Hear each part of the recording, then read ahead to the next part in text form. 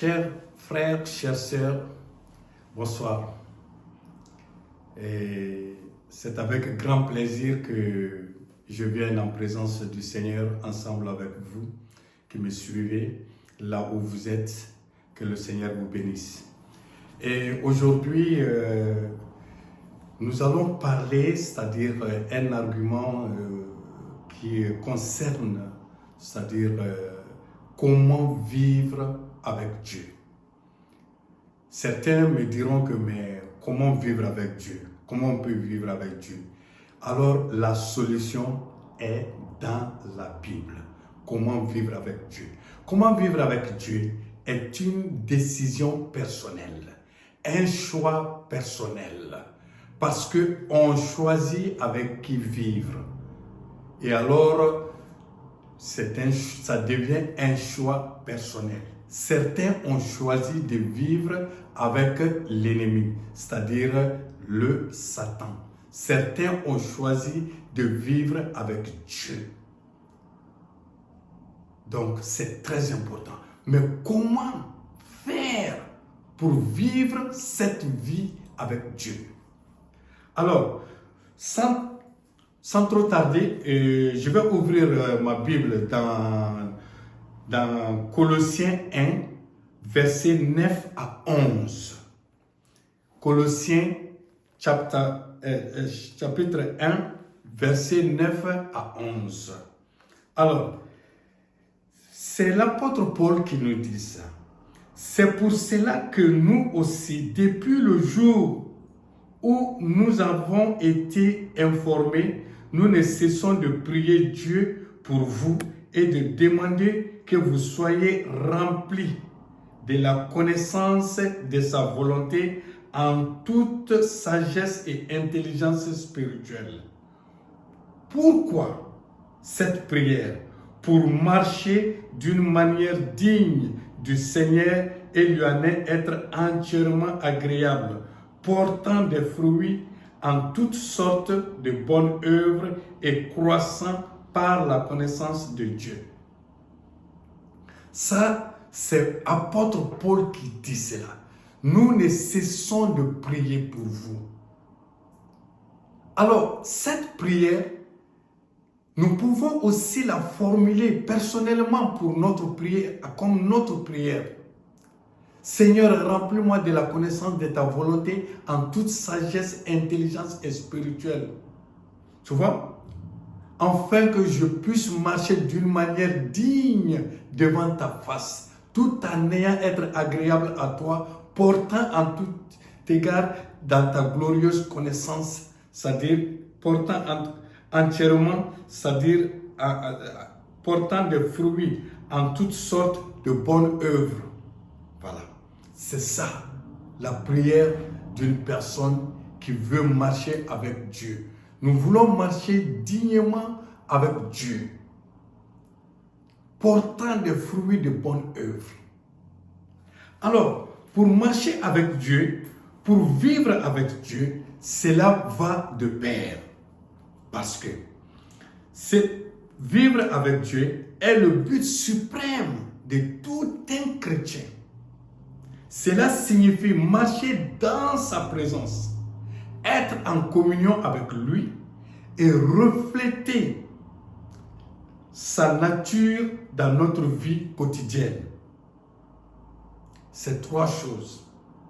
Tu vois? Marcher dans sa présence, être en communion avec lui et refléter sa nature divine dans notre vie quotidienne. La Bible nous montre clairement comment cela est-il possible. Comment est-il possible que nous puissions marcher avec Dieu? Donc, alors, à travers l'amour, à travers l'obéissance, à travers le pardon, nous pouvons marcher librement, dignement avec Dieu. Ces trois choses sont très importantes. Premièrement, pour marcher avec Dieu, il faut avoir l'amour. Deuxièmement, il faut avoir l'obéissance à sa parole. l'obéissance à sa personne. Troisièmement, avoir le pardon. Le royaume des cieux, c'est-à-dire, est basé sur ces choses qui sont très importantes, c'est-à-dire l'amour, l'obéissance et le pardon. Donc, alors, premièrement, nous allons analyser l'amour. Alors, l'amour, qu'est-ce que l'amour? Dieu lui-même s'est identifié à l'amour. Dieu est amour. Donc, quand on dit un jargon qui dit tel père, tel fils. Donc, si notre Père céleste est amour, alors qu'est-ce qui va devenir ses enfants? Alors, ses enfants aussi deviennent le fruit de cet amour. Alors, nous sommes aussi amour. Quand tu lis 1 Jean 4, verset 8, 1 Jean 4, verset 8, il dit quoi? Celui qui n'aime pas n'a pas connu Dieu. Celui qui n'aime pas n'a pas connu Dieu. Car Dieu est amour. Le psaume 8, verset 4. Psaume 8, verset 4. Alors, qu'est-ce que le psalmiste David nous fait révéler par eux, nous parle selon la révélation? Il dit, qui est l'homme pour que tu lui prennes garde? Qui est l'homme pour que tu prends plaisir en lui et tu l'as fait peu inférieur à toi? Tu l'as couronné. Donc, voyez, c'est-à-dire quand nous arrivons à comprendre, à connaître qui nous sommes, notre identité, c'est très important. L'homme n'est pas n'importe qui. Le but de Dieu pour créer l'homme, le but est pour que l'homme domine, mais que l'homme ne soit pas dominé. Mais quand on constate aujourd'hui, cet homme que Dieu l'a créé pour qu'il domine sur cette terre, on vient d'apprendre que oui, cet homme a failli, c'est-à-dire sa domination. Et il devient maintenant dominé par l'ennemi, dominé par le Satan. Ça, c'est vraiment déplorable. Parce que les conditions à laquelle Dieu nous a créés, c'est-à-dire on n'arrive pas à rentrer dans cette cadre. On n'arrive pas à comprendre quelle est notre identité. Nous provenons de quelle famille? L'homme. C'est pourquoi dans le psaume 8 là, verset 4, c'est ça que quand vous allez lire, vous allez comprendre votre identité. Vous savez que l'identité est très importante devant l'ennemi. C'est-à-dire que Satan, il a envoyé des gens à Jean-Baptiste pour le demander dans le désert, c'est-à-dire qui est Jean-Baptiste. Et Jean a dit son identité. Je suis la voix de celui qui est venu pour préparer le chemin du Seigneur. Et quand Jésus rentre dans son ministère, on pose la même question à Jésus. Qui es-tu? De quel pouvoir tu fais ces miracles? Jésus déclare, celui qui m'a vu a vu le Père. Donc, vous voyez l'identité? Donc, quand on arrive à connaître notre identité, c'est-à-dire l'ennemi a peur de nous. Mais l'ennemi n'aura jamais peur de nous tant que nous n'arrivons pas, c'est-à-dire à lui déclarer en face qui nous sommes. Donc, vivre avec Dieu commence par l'amour.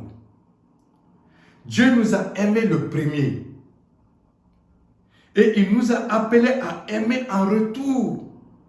et à l'aimer de tout notre cœur et à aimer notre prochain comme nous-mêmes. Matthieu 22, versets 37 à 39. Vous voyez? Donc Dieu nous a aimés même quand on n'était pas aimable, même quand on ne l'aime pas, il nous aime. Son amour est inconditionnel.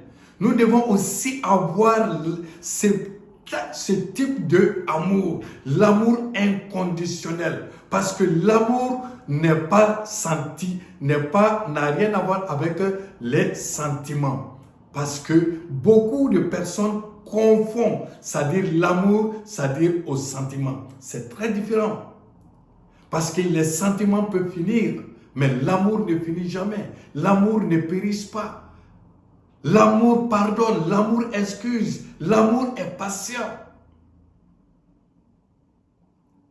L'amour ne périt pas. Mais sinon, les sentiments finissent.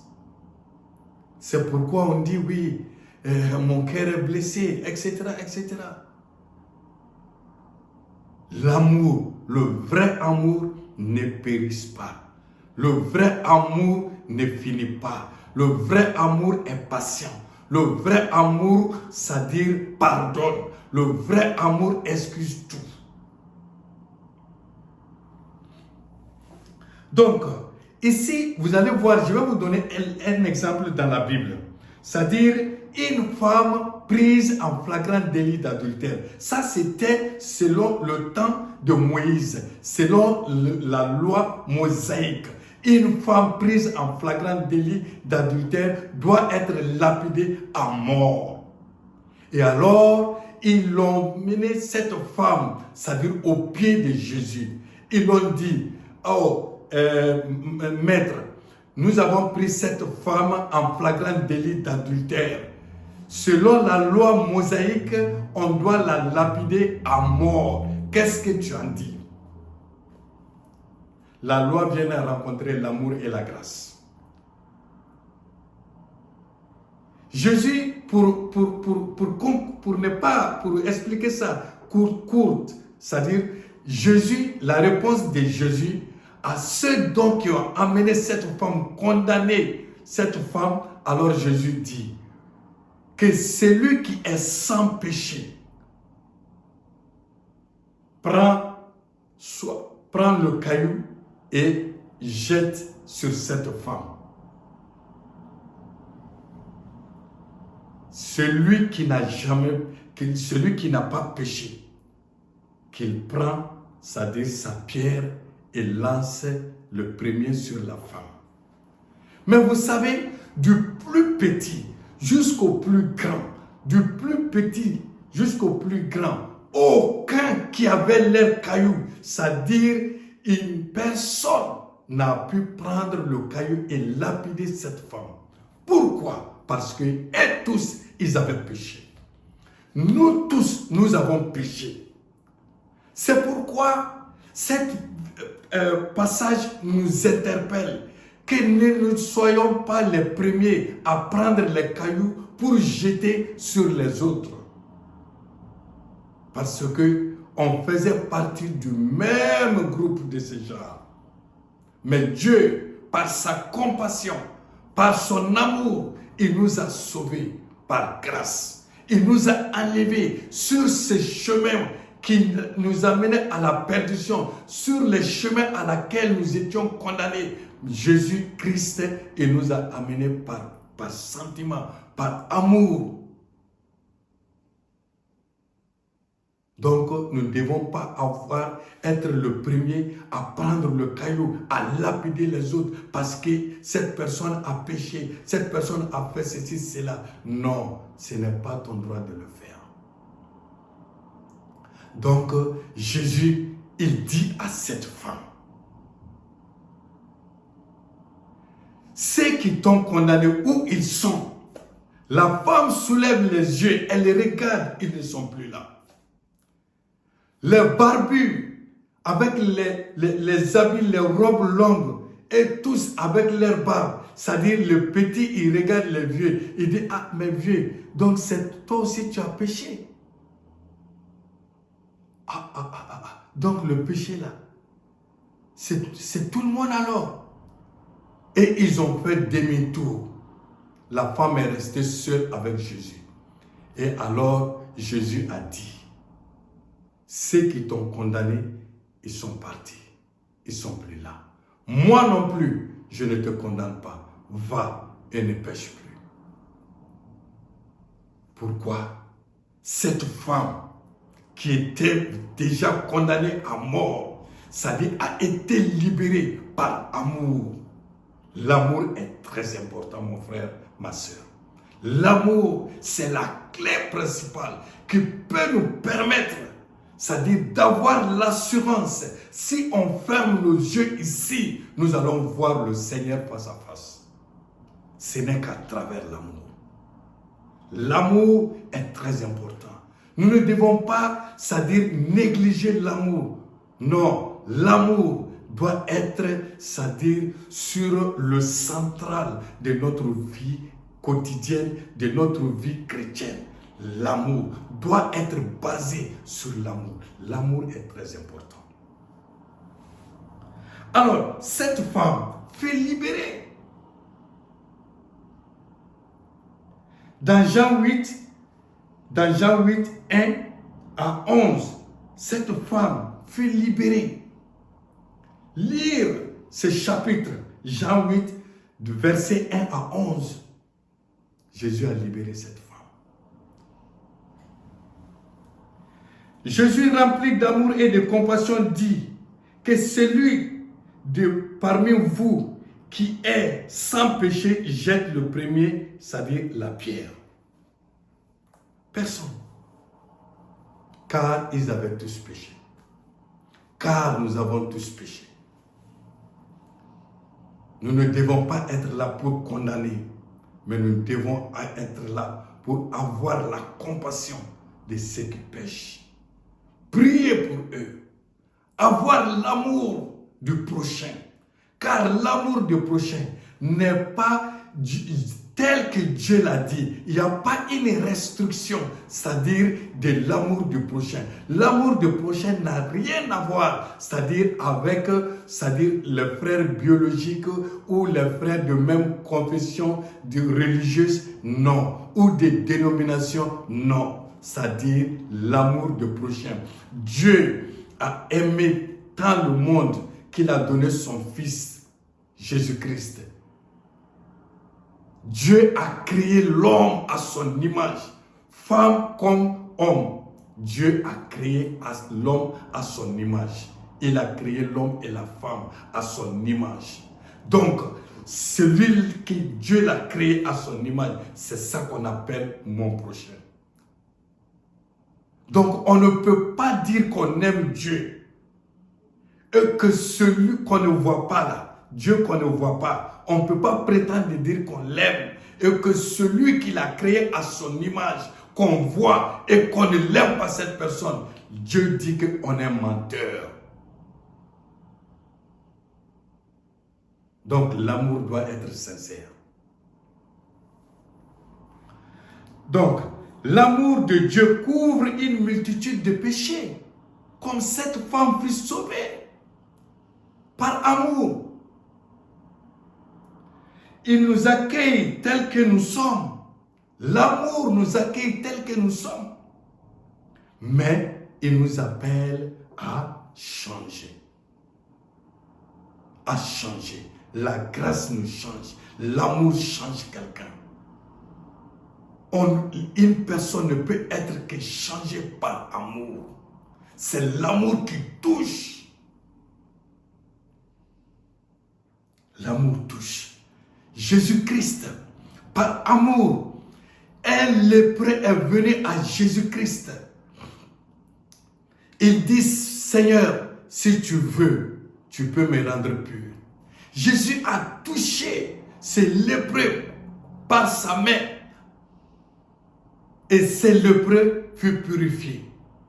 Or, en ce temps-là, un lépreux n'avait pas le droit de venir dans un endroit où il y a, c'est-à-dire une réunion des gens rassemblés. Non, il n'avait pas le droit. Mais cet homme lépreux savait que oui, il y a quelqu'un qui est là, qui ne le jugera pas, c'est-à-dire de qui il est, de ce qu'il a, par sa maladie. Il a pris son courage en deux mains. Il s'est mis à distance et il a dit, Maître, si tu veux, tu peux me rendre pur. Et Jésus le toucha. La lèpre est contagieuse. Mais l'amour surpasse les contaminations. La mère Teresa, elle a passé tout son temps à guérir, à soigner les lépreux, mais elle n'a jamais eu la lèpre. L'amour est plus grand. Alors, deuxièmement, nous allons passer par l'obéissance. Alors, l'obéissance. Jean 14, verset 23. Si quelqu'un m'aime, il gardera ma parole. C'est ce que Dieu dit. Dans Jean 14, verset 23. L'amour sincère pour Dieu mène à l'obéissance. On ne peut pas vivre avec Dieu si l'on refuse de vivre ses commandements. L'obéissance est la preuve de notre foi vivante. Exemple. Ici, une femme samaritaine. Cette femme aussi, elle avait une réputation vraiment, c'est-à-dire péchereuse. Parce que cette femme passait de l'homme à l'homme. C'est-à-dire, excusez-moi du terme, cette femme, elle vendait son corps. Elle avait une mauvaise réputation dans son milieu. Mais cette femme va rencontrer Jésus, c'est-à-dire au puits de Jacob. Au puits de Jacob. Jean 4, verset 1 à 26. Jean 4, verset 1 à 26. Cette conversation est longue entre Jésus et cette femme samaritaine. Jésus demanda à cette femme samaritaine de lui donner de l'eau. Mais cette femme samaritaine savait que entre les Samaritains et les Juifs, il n'y avait pas de relation. Mais Jésus lui dit, si tu savais qui te demande de l'eau, tu aurais pu lui demander à lui de te donner de l'eau à laquelle tu vas boire et tu n'auras plus soif. Mais pour conclure cette conversation, cette femme fut touchée par Jésus parce que Jésus l'a révélé, c'est-à-dire son passé. Donc, et alors, c'est-à-dire, elle a obéi à Jésus-Christ. Cette conversation a été fructueuse. Cette conversation a changé la vie de cette femme. Après cette rencontre, elle obéit sans réserve à l'appel de Jésus et devient un témoin dans sa ville. L'obéissance commence par la foi, puis se manifeste par un changement de vie. Alors, l'ancienne vie de cette femme, avant de rencontrer Jésus, son ancienne vie a été enterrée, c'est-à-dire au puits de Jacob. Et cette femme, à son retour après la conversation, elle va dans sa ville, elle appelle tout le monde de venir à Jésus-Christ, l'homme qu'il a pu découvrir tout son passé. Alors, elle a amené des gens à Jésus-Christ. Je peux dire que cette femme fut la première femme évangéliste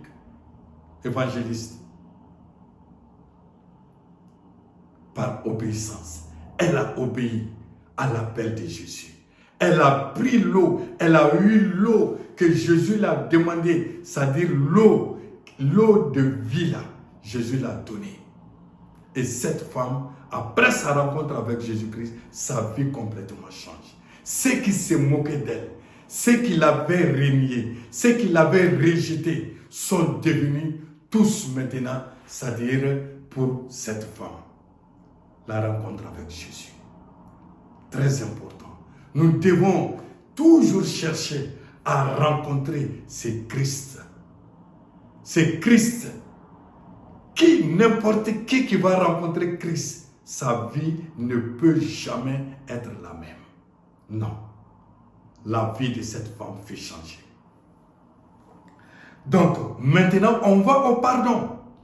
Alors, puisque on a l'amour, on a l'obéissance, maintenant, on peut pardonner. Alors, Matthieu 6, verset 14 à 15. Dieu dit quoi? Si vous pardonnez aux autres, votre Père Céleste vous pardonnera. Mais si vous ne pardonnez pas aux autres, votre Père Céleste non plus ne vous pardonnera. Mon frère, mes frères et mes sœurs, alors le pardon, regardez ici, qu'est-ce qu'est le pardon? Le pardon est un pouvoir. Le pardon est un acte de puissance. Parce que celui qui n'est pas fort ne peut pas pardonner. Ne peut pas pardonner. Celui qui lui fait du mal, il ne peut pas lui pardonner s'il n'est pas fort. Dieu nous demande le pardon. Il dit, mon fils, si tu ne pardonnes pas ceux qui ont péché contre toi, ceux qui t'ont fait du mal, moi non plus ton Père, je ne te pardonnerai pas. Jésus, à la croix, il a démontré à la croix que oui, c'est dans la douleur qu'on peut pardonner. C'est ça le vrai pardon. Pardonner et oublier. Pardonner et donner le dos. C'est ça qui est le vrai pardon. On ne peut pas pardonner et continuer à avoir, c'est-à-dire l'amertume, la haine dans son cœur. Qui souffre dans tout ça? C'est toi qui ne pardonnes pas qui souffre. Mais celui qui t'a fait du mal, lui continue à vivre dans la joie. Donc, il faut savoir dans ce sens que quelqu'un est à la base qui te pousse à te donner des raisons pour dire que tu as raison. Ne pardonne pas. Ne pardonne pas, tu as raison. Mais Dieu dit quoi? Quand on va à l'obéissance à la parole de Dieu, Dieu dit que le soleil ne se couche pas sur ta colère. Et cela peut entraîner, c'est-à-dire les portes ouvertes, c'est-à-dire à l'ennemi d'infiltrer. Parce qu'on dit, il rôde autour pour savoir, sachant qui il faut dévorer. Le pardon crée beaucoup de choses. Le manque de pardon crée beaucoup de choses. Il crée la dépression. Il crée des maladies dans ton corps. Nous devons beaucoup faire très attention, frères et sœurs. Très attention, le manque de pardon. Dieu lui-même, qui est ton créateur, lui, il te dit, si tu ne pardonnes pas, lui non plus ne te pardonnera pas. Jésus à la croix, il sentait la douleur jusqu'à la mort. Même les gens à qui il a guéri, les gens à laquelle il a fait des miracles dans leur vie, il a ouvert leurs yeux, les gens à laquelle il les a purifiés de toute maladie, il les a délivrés. Ces mêmes personnes étaient là devant la croix ces jours à Golgotha pour dire crucifiez-le. Mais Jésus dit, Père, pardonne-leur. Et il a réconcilié l'humanité tout entière, c'est-à-dire par le pardon. Donc le pardon est très important. Le pardon nous ouvre les portes du ciel. Le manque de pardon nous ferme les portes du ciel. Le manque de pardon, c'est-à-dire met la distance, c'est-à-dire entre nous et Dieu. Donc nous devons faire très attention au manque de pardon. Et nous devons pardonner, comme lui, il nous a pardonné. Donc, quand vous allez lire Acte 9, versets 1 à 22, Dieu pardonne même les plus pires pécheurs et les utilise pour sa gloire. Je vais parler de Saul de Tarse.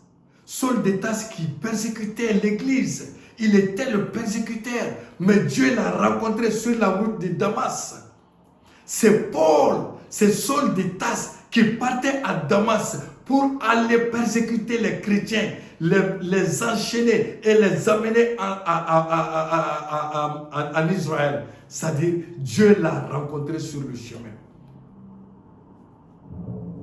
Alors, quand vous allez lire, dans Acte 9, de verset 1 à verset 22, vous allez comprendre toute l'histoire.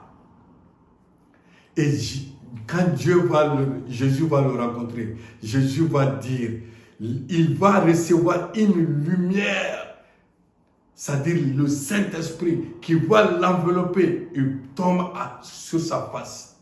Il dit, qui es-tu? Il dit, je suis Jésus que tu persécutes. Mais Jésus est en haut. Il n'est pas à terre. Donc il dit maintenant à Jésus, qu'est-ce que tu veux que je fasse? Jésus a changé la vie de Paul. Saul, il a changé la vie de Saul. Il a transformé Saul. Et aujourd'hui, Saul fait la gloire de Dieu. Quel qu'en soit ton passé, ne t'inquiète pas. Viens à Jésus. Jésus va te changer. Jésus va amener un changement miraculeux dans ta vie. Car il est là, prêt devant ta porte pour te dire, viens à moi mon fils. Ne te préoccupe pas de ton passé. Viens à moi. Jésus change. Même ceux qui sont inchangeables, Jésus change. Donc, Jésus a changé la vie de Paul. Le royaume des cieux fonctionne avec l'amour, la foi et le pardon. Vous voyez, je suis un de ces témoins,